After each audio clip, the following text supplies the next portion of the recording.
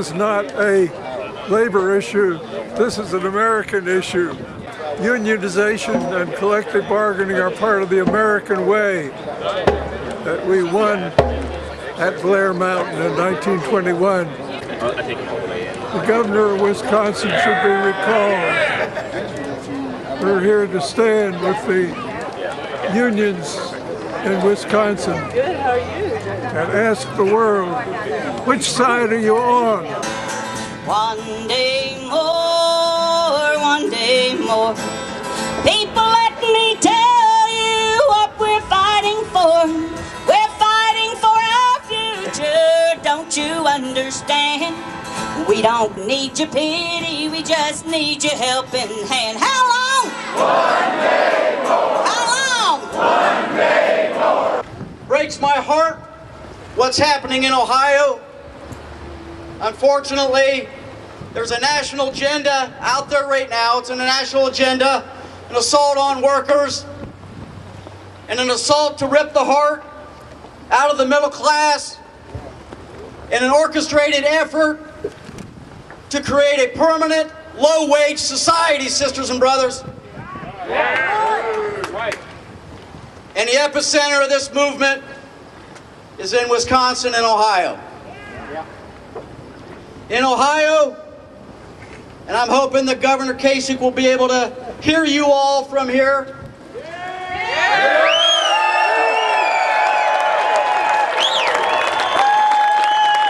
Ohio, Governor Kasich says the problem with our economy is that bus drivers, police officers, firefighters, nurses, highway workers, every public sector that's out there delivering essential services, the governor's saying that's what's wrong with the economy. Is he right? No! Sisters and brothers, what's happened to this country, every state in this great nation, in the Buckeye State, is we've sold out our workforce. We've sold out our working middle class to the lowest bidder. Countries that pay poverty wages. And as a result, we've lost our industrial sector. As a result, we've lost businesses that pay taxes. As a result, we've lost our working middle class that pays taxes, spends money in our communities. And we're in for the fight of our lives. 365,000 collective bargaining public employees in Ohio. And Senate Bill 5 would take us back to the day before 1983 of collective begging. And I can tell you this, sisters and brothers, too many have come before me, have fought, some with their lives, for workers' rights, for prevailing wage, for union shop, for labor law, and by God, we will not let this generation shame that generation that brought those changes. If they're successful with taking away the rights of public employees in Ohio, they're coming after prevailing wage. They've said so. We know if they're successful with Senate Bill 5, they're going to move right to work, strip us of further labor laws. They've said so. So let me ask you this. Can we say yes to union? Yeah! Can we say yes to workers? Yeah! Can we say yes to collective bargaining? Yeah! Can we say yes to prevailing wage? Yeah! Can we say yes to labor law? Yeah!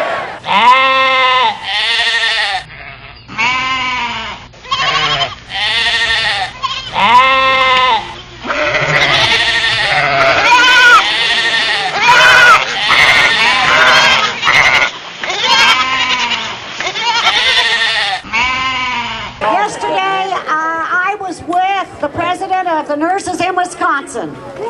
She said that every Saturday in Madison there are over 100,000 people. You don't have to beg them to come. They're fired up. All they got to do is get an email and they jump in their car and they go to the next rally. They are fighting as hard as they can. And I want those people in Wisconsin to hear us today.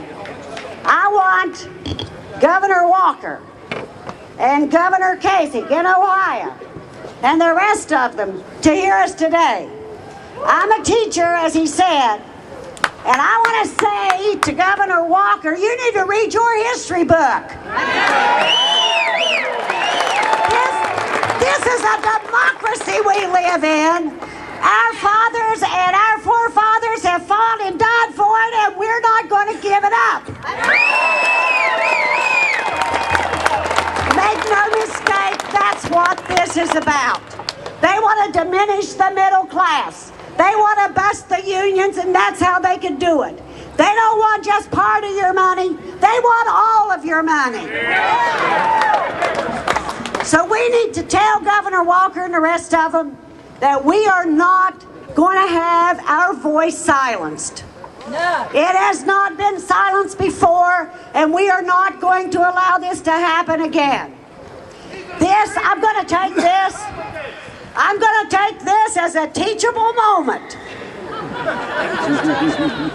Your vote has consequences.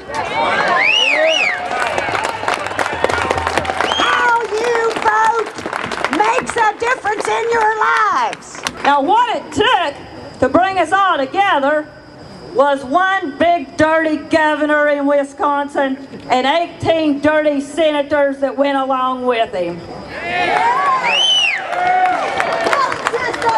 They staged a sneak attack on working people in Wisconsin.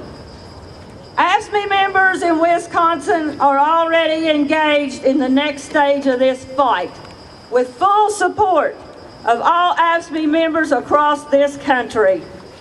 We are not standing on our own in this fight. All of us in the House of Labor have pulled together. That means union and our non-union friends who recognize the problem.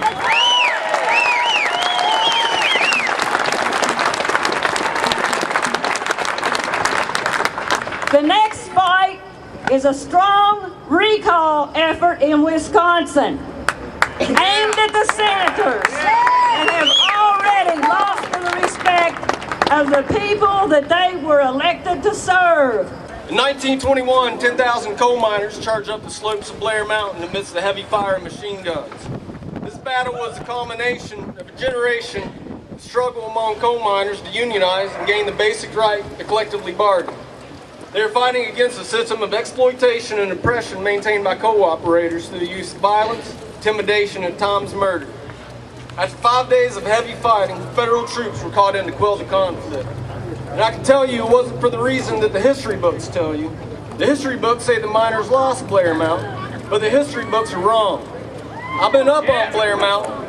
I found the artifacts, and I'm here to tell you the miners were all over that ridge line. They were swarming the co-operator thugs, and they had already broken through once. The co-operators didn't frantically call in federal troops because they were winning. They called them in because they were getting whooped by the miners.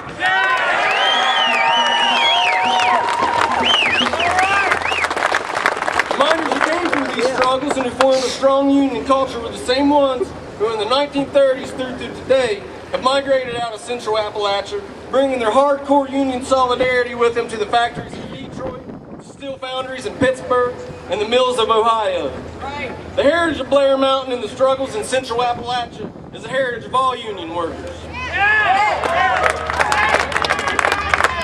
Although the battle at the time received coverage in all the nation's papers, today has been largely forgotten. Worse yet, the co-operators are now attempting to blast the most significant labor heritage landmark in the U.S. to smithereens. The coal barons say it's about jobs, but if you believe that, Scott Walker has a bill he'd like to sell you. We as workers and community members face complex challenges in today's world. In Wisconsin and other places, collective bargaining, the very heart of unionism, is being directly attacked. This is one of the primary rights that the miners were fighting for at Blair Mountain. And if we don't stand together, all the hard-won gains over the last century are just going to be swept away. Blair Mountain is a place where new solidarity can be built for the 21st century. It's a place where old divisions and fractures can be overcome, and where we can come together to present a united front against the well-funded attacks of corporate-backed groups and right-wing politicians on working families and unions. You know, the last time I was here, I kind of reflected on what I had to say, and it appears I owe an apology to some folks. You see, I related Walker, I related Kasich, and I related Daniels to prostitutes. Now, I don't owe them an apology. It's clear that I owe prostitutes an apology because they're a heck of a lot better than any of them fools. You know, when this fight started a month ago, something just didn't smell right. It was kind of like a canary in a coal mine. We just knew something wasn't right. They were trying to cry it was about the deficits. Well, I tell you what, that crook came out of the closet last week and he let us know that it was not about the deficits. This is about crushing unions. This is about crushing working class families and doing everything they can to grab power. And we're not going to stand for it, not one more day. But in times of crisis, like when the robber barons were trying to crush our working families like they are now, we stood up, we fought back, and we formed labor unions to finally give us a voice. Yeah, that's right. My friends, history is calling. It is knocking at our door. Are we going to answer the call to history and fight back? It is time to organize. It is time to unite.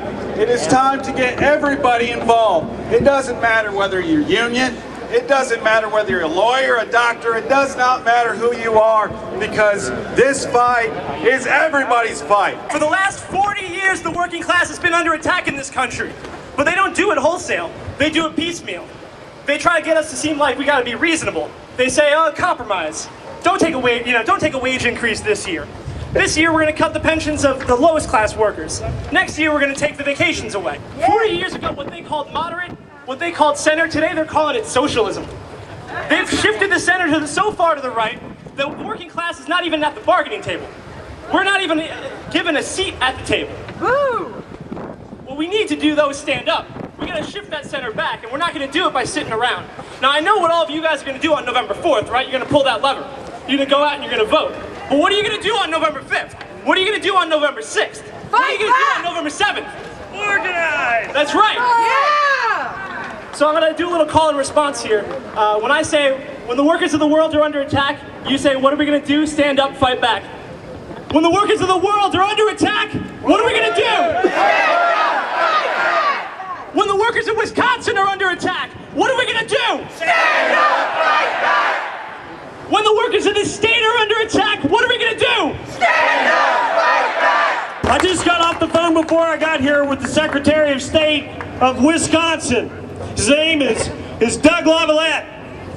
And he has blood here in the state of West Virginia. And I asked him, I said, what's it like? And he says, well, Jesse, he says, I'm looking out of my window from my office, and I see about 30,000 people. Yeah! I said, that's amazing. I said, that's amazing. He says, oh, well, there's much more than that. He said, that's all I can see right now. He said, you know what the biggest sign I can see outside my window right now? I said, no, what? He said, fight to save Blair Mountain. Yeah! And he said that I'm looking right here on my desk, and he says I have a little thing that says keepers of the mountain, and if you don't love them, leave them. The workers are you. The workers are all of us. The workers are the vast majority of people in this country. And guess who's getting dumped on? Guess who's getting their rights taken away from them? Guess who's getting their bargaining rights taken away from them? Because it's not just Wisconsin, and it's not just Ohio, it's happening all across this country. Do you know what happened in Michigan? They're passing something in Michigan that not only strips you away from collective bargaining rights, but the governor will have the power because of the fear of the economy to go in and say, take a city like Detroit that is in shambles and just take it away and fire the mayor and fire the city council.